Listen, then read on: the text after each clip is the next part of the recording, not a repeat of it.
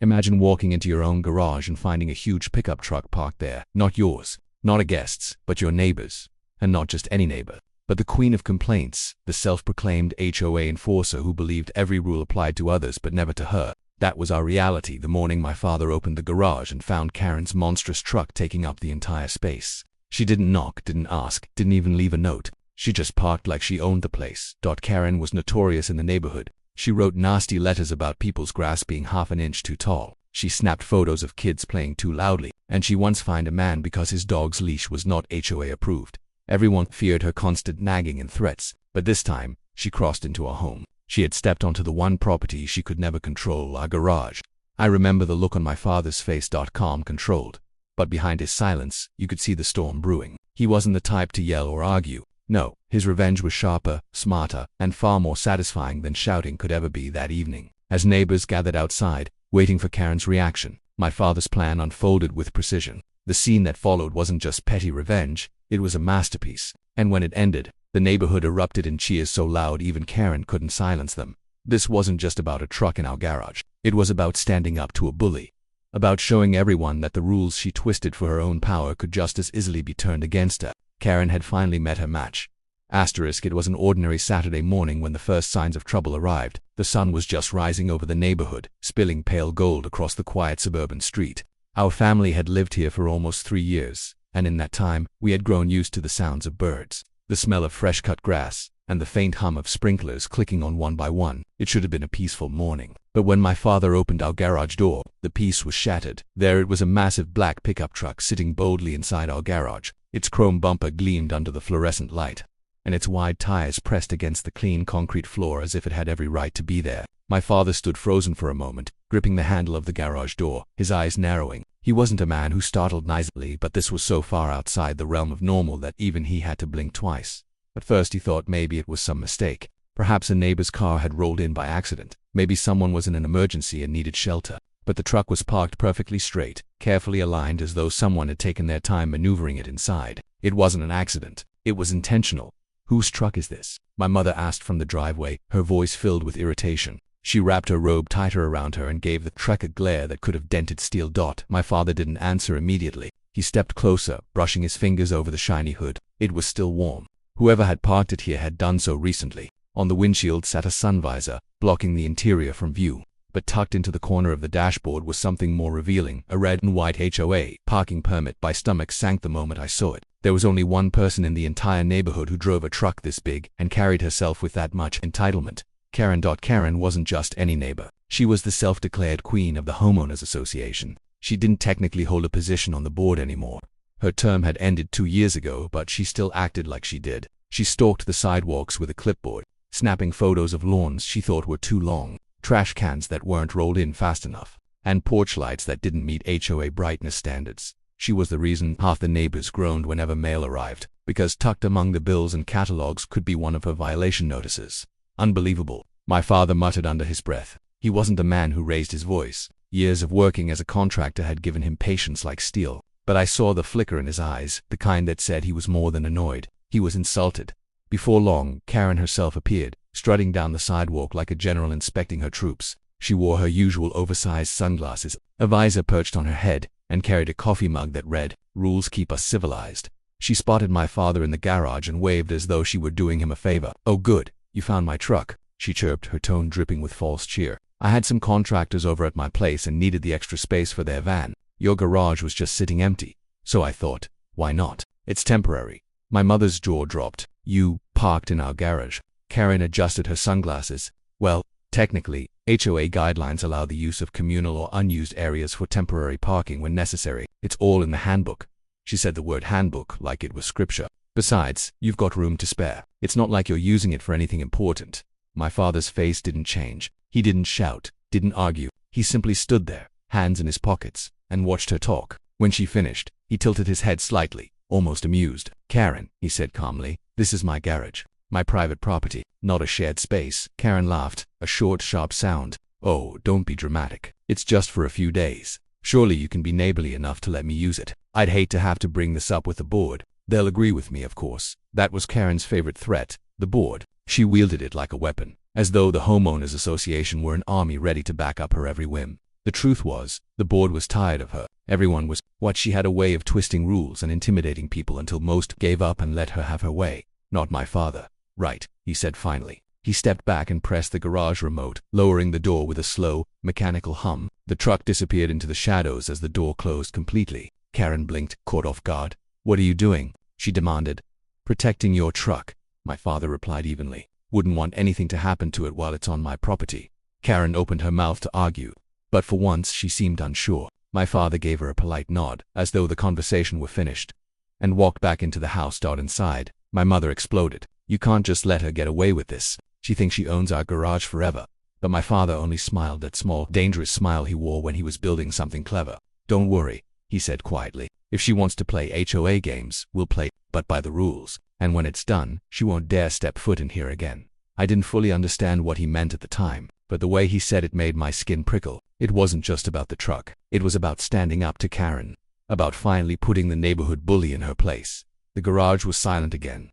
The truck sitting like a trespassing beast in the middle of our space. But my father wasn't rattled. He was planning, and as the hours passed, word of Karen's audacity began to spread. Neighbors whispered on sidewalks, shaking their heads in disbelief. That night, I caught my father in the garage again, staring at the truck with his arms crossed. He looked like a chess player studying his opponent's next move, and in that quiet, heavy moment, I realized Karen had no idea what she had just started.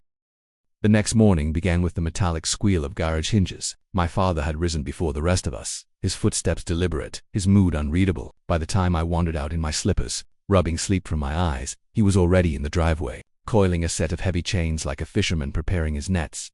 The black pickup still sat smugly in our garage, hulking and out of place, like an intruder that had made itself comfortable. The sight of it raised my blood pressure, but my father's expression remained calm, almost serene. He slid the chains across the concrete floor, the steel links clattering as they stretched beneath the fluorescent light. "What are you doing?" I asked quietly. "Securing what doesn't belong here," he said simply. He didn't even look at me as he bent to hook one end of the chain around the thick support beam near the back of the garage. His voice had that steady tone that always meant he had already thought 10 steps ahead. By the time my mother appeared, holding a cup of coffee, my father had already wound the chains through the front wheels of the truck, pulling them taut like ropes on a ship. He tightened the final lock with a sharp click, then straightened, dusting off his hands. "Now it's safe," he said, as though he were doing Karen a favor. My mother raised her eyebrows. "Safe? He just chained up her truck."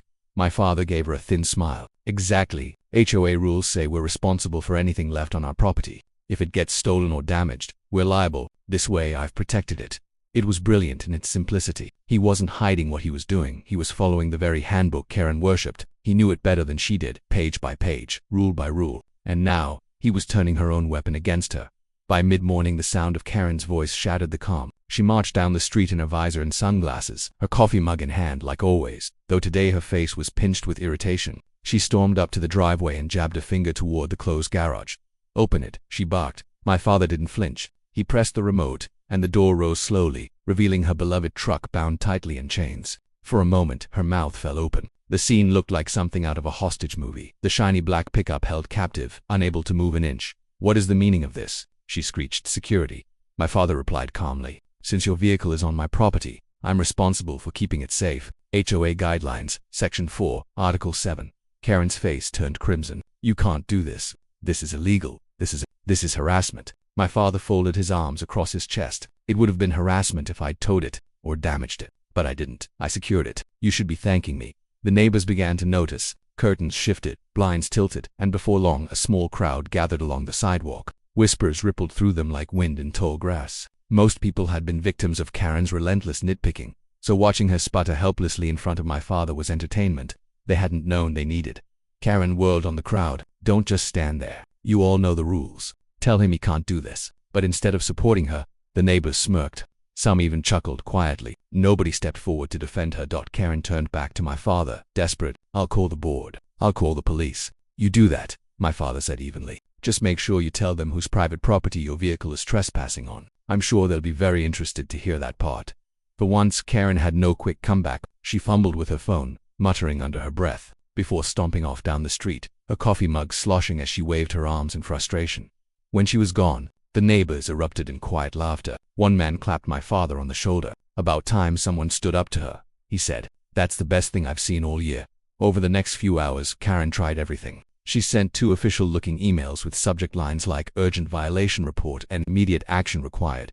Both were filled with citations she had pulled from the HOA handbook, though none of them actually applied to the situation. My father replied politely to each, attaching scanned pages from the handbook that contradicted her claims. He even highlighted the sections in yellow, as if he were teaching her a class she had signed up for. By evening, Karen returned with reinforcements to members of the HOA board. Dragged into the conflict against their will, they arrived at our driveway looking exhausted, muttering apologies before Karen even opened her mouth.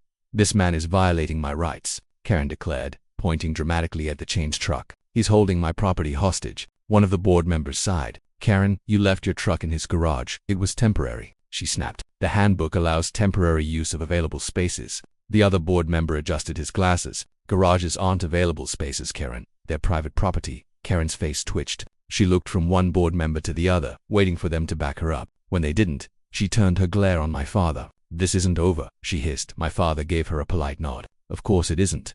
We still have to figure out when you'll move your truck. But until then, I'll keep it safe for you." The chains rattled in the evening breeze, almost like laughter. The board members walked away shaking their heads, muttering something about wasting our Saturday. The crowd of neighbors, now larger, grinned openly. For the first time in years, they weren't afraid of Karen. As night fell, the truck remained chained in the garage, a monument to my father's quiet defiance. Karen's threats echoed in the air, but they sounded hollow now. She had always relied on intimidation, on people giving in to avoid her wrath. But my father had flipped the script. He wasn't yelling. He wasn't fighting. He was simply outsmarting her, and she had no defense. Later, as we sat down for dinner, my mother finally allowed herself to smile. "You really think this will work?" she asked. My father leaned back in his chair, his eyes glinting with a calm satisfaction. "Karen's power only works if people are afraid. I'm not afraid, and once the neighbors see that, neither will they." I looked out the window at the garage, at the black truck sitting helplessly in chains, and felt something shift in the air. For the first time since we'd moved in, the neighborhood didn't belong to Karen. It belonged to us. The chains clinked softly every time the wind rattled through the garage. To me, it sounded like victory, but to Karen, it must have sounded like humiliation. She wasn't the type to back down gracefully. She thrived on control, and now, for the first time, she didn't have it. That made her dangerous. On Monday morning, the battle escalated. I was halfway through breakfast when a knock thundered on the front door. My father rose calmly, set his coffee down, and opened it. 2 uniformed police officers stood on the porch, their expressions neutral but weary, like men who already knew they were about to hear a ridiculous story. Behind them stood Karen, arms crossed, lips pursed into a thin slash. She looked triumphant, as though she had finally found the weapon that would bring my father down. "This is the man," she blurted out, before the officers even spoke. "He's unlawfully detaining my vehicle and refusing to return it. He's holding it hostage." The taller officer cleared his throat. "Sir, we received a complaint. Mind explaining what's going on?" My father nodded, perfectly calm. "Of course, the vehicle in question is currently parked inside my private garage without my permission. To protect it from theft or damage, I secured it with chains until the owner removes it herself." The officers exchanged a glance. One raised an eyebrow at Karen. "Is this true? Did you park your truck in his garage?" Karen flushed. "It was temporary. The HOA allows it. He has no right to trap my property like some criminal." My father stepped aside, gesturing politely. "Would you like to see it? Everything is intact. No damage done." The officers followed him into the garage, where the sight of the hulking black truck bound in chains drew a low whistle from the shorter cop. He tugged one of the chains, testing it. "Solid, looks secure," he said simply. Karen stomped her foot. "Secure? This is theft. Arrest him." The taller officer shook his head. "Ma'am, your vehicle is on his property without consent. That makes it trespassing. He's not required to give it back until you remove it properly. If anything, you're lucky he didn't have it towed." Karen sputtered, her words collapsing into half sentences. But the rules. The HOA rules. HOA rules don't override private property law," the officer said flatly. He turned to my father. "If you want, sir, we can file a trespass report on your behalf." For the first time, Karen looked truly rattled. She stepped back, clutching her coffee mug like a lifeline. You can't be serious," she whispered. "I don't think that'll be necessary," my father replied smoothly. "I'd just like her to acknowledge that she has no right to park here. Once she's ready to move the truck, I'll unlock it." The officers nodded, clearly relieved at how reasonable he sounded. They left a few minutes later, their patrol car rolling down the street, leaving Karen standing in the driveway, shaking with rage. "You think you've won?" she hissed. "This isn't over. The board will hear about this. The whole neighborhood will hear about this." My father gave her a thin smile. "That's the idea." And he shut the door in her face. For the next 2 days, the neighborhood buzzed with gossip. Karen was relentless. She printed out flyers accusing my father of property extortion and stuffed them into mailboxes. She stood at the community pool shouting about lawless neighbors, undermining HOA order. She even cornered people on their porches, demanding they take her side. But something strange happened. No one did. Instead, people started walking past our house more often, slowing down to peek at the chained truck like it was a tourist attraction. Some even waved at my father when he was out front, giving him thumbs up. The atmosphere shifted. For years, Karen's threats had kept everyone under her thumb. But now, her loudest tantrum was backfiring. One evening, Mr. Alvarez from 2 houses down stopped by with his teenage son. He glanced at the garage, then at my father. "She once fined me $200 because my son's basketball hoop was visible from the street," he said, seeing her truck locked up like that. "Best thing I've ever seen."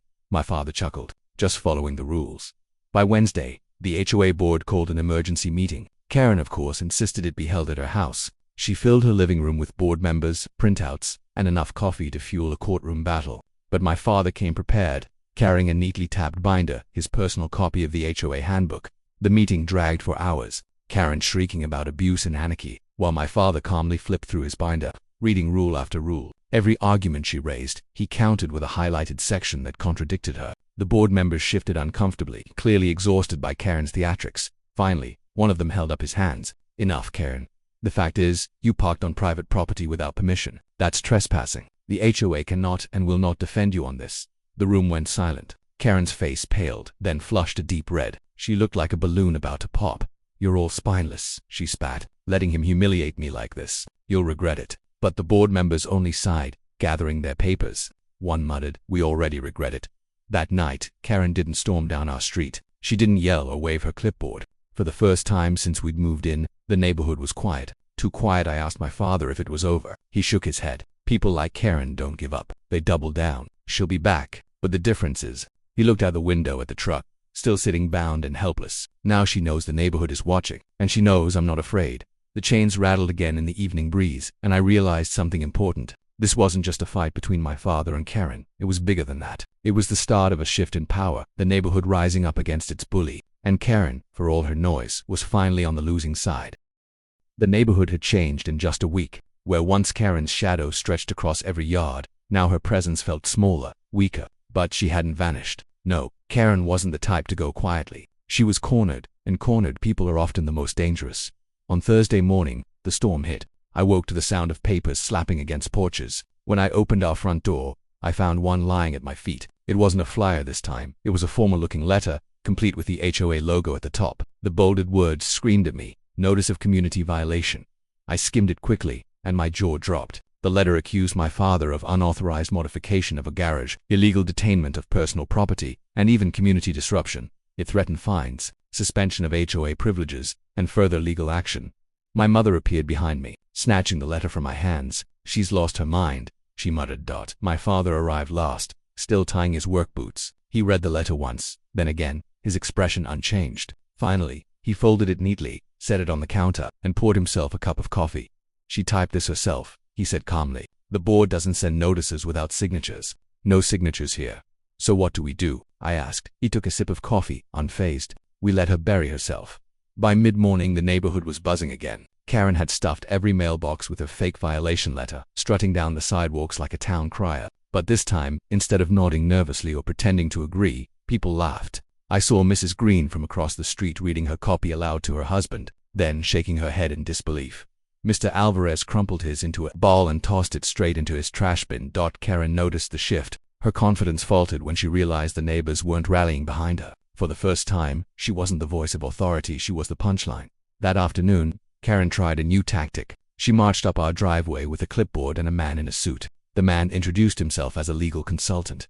He had the nervous look of someone who had been dragged into something ridiculous. "Sir," he began stiffly, addressing my father, "my client here informs me that you have unlawfully restrained her personal property. We're here to demand the immediate release of her vehicle."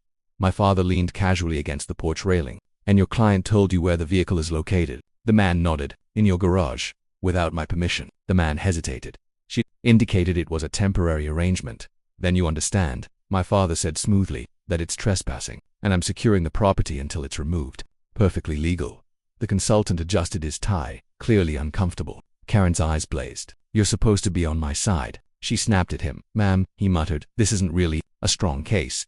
My father reached behind the porch swing and pulled out his binder, the HOA handbook. He opened it to a highlighted section and read aloud, "No resident may park, store, or leave personal vehicles on another resident's private property without express permission of said property owner." He closed the binder with a soft thud. "Clear enough for you." The consultant coughed, muttered something about further review, and made a quick retreat down the driveway. Karen chased after him, her visor slipping sideways, her voice shrill. The scene looked less like a legal triumph and more like a bad comedy skit. By evening, the neighborhood had gathered again. The truck remained chained, and Karen's fury grew with each passing hour. She shouted at anyone who passed her house. She patrolled the sidewalks like a soldier on the edge of mutiny, but no one listened anymore.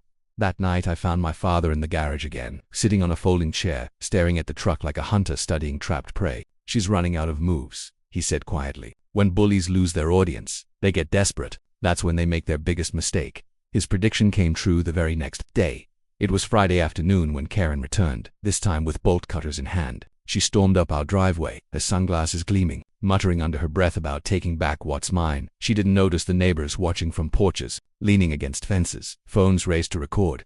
She yanked open the garage door and marched toward the truck, raising the bolt cutters like a sword. The steel clanged against the first chain, sparks flying. But before she could snap it, my father stepped into the doorway. "Careful," he said, his voice low but firm. Karen froze. "You cut those chains, and you'll be destroying property that doesn't belong to you, mine." He pointed to the chains. "Vandalism. Felony. Want me to call those same officers from the other day?" Karen's face went pale. She glanced around, realizing the entire neighborhood was watching. Cameras pointed her way. Her bravado cracked. For the first time, she looked small, ridiculous, a grown woman caught red-handed in her own tantrum. Slowly, she lowered the bolt cutters. My father stepped forward, close enough that only she and I could hear his words. "Karen, you've embarrassed yourself enough. This ends one of two ways. You move your truck after admitting you were wrong, or I file charges. Either way, you're finished." The silence stretched. Neighbors waited. Karen's lips trembled as she opened her mouth, then closed it again. She looked at the truck, at the chains, at the dozens of eyes on her. Finally, she dropped the bolt cutters to the concrete with a dull clatter and stormed away, muttering curses that grew fainter with every step. The neighbors erupted in cheers. Some clapped, others whistled, a few laughed so hard they had to wipe tears from their eyes. For once, the sound wasn't fear of Karen, it was celebration. My father simply picked up the bolt cutters, set them on the workbench, and shut the garage door. He didn't gloat, he didn't smile, but I could see the quiet triumph in his eyes. Karen's empire was collapsing, and he hadn't needed to shout once that night. As we sat on the porch, neighbors stopped by one after another to thank him. They called him brave, clever, even heroic. My father waved them off, insisting he wasn't trying to be a hero. "I just don't like bullies," he said, but I knew better. This was more than just about a truck. It was about reclaiming the neighborhood from years of fear. And now, with Karen exposed and humiliated, the final blow was coming. Saturday dawned cool and quiet, the kind of morning that usually made the neighborhood feel calm and safe. But underneath that calm ran a current of tension. Karen hadn't been seen since her bolt cutter fiasco the day before. Her truck was still sitting in our garage, chained like a stubborn animal that refused to leave. The neighborhood had grown used to peeking at it whenever they passed. But everyone knew something had to give. By late morning, the HOA board called a final meeting. This time, it wasn't at Karen's house. It was at the community clubhouse, a neutral space. Word spread fast, and by noon, nearly the entire neighborhood had shown up. Some leaned against the walls, others filled chairs, and a few stood outside peering through the open windows. It felt less like a meeting and more like a trial. Karen arrived last dressed in her usual visor and sunglasses, though today her face lacked its usual smugness. She tried to carry herself with authority, but the weight of the crowd's eyes seemed to press down on her shoulders. My father, meanwhile, walked in calmly, carrying nothing but his binder and a small brass key that glinted in the light. The board president, Mr. Thompson, cleared his throat. "We've all been made aware of the situation regarding Karen's vehicle in Mr. Edwards' garage." His tired eyes scanned the crowd. "We're here to resolve this once and for all." Karen shot up from her seat. "Resolve it. It's simple. He's holding my truck hostage, and you all are sitting around letting him. The man should be fined, not applauded." A low murmur rippled through the room. People shook their heads, some openly rolling their eyes. For the first time, Karen's words weren't landing. My father stood slowly, his calm presence filling the room without effort. "With respect, Mr. Thompson," he said, "this isn't about me or her truck. This is about boundaries, about respecting neighbors. For years, Karen has used this HOA as a weapon, bending the rules to her will. But rules are meant to protect us all, not to be abused by one person."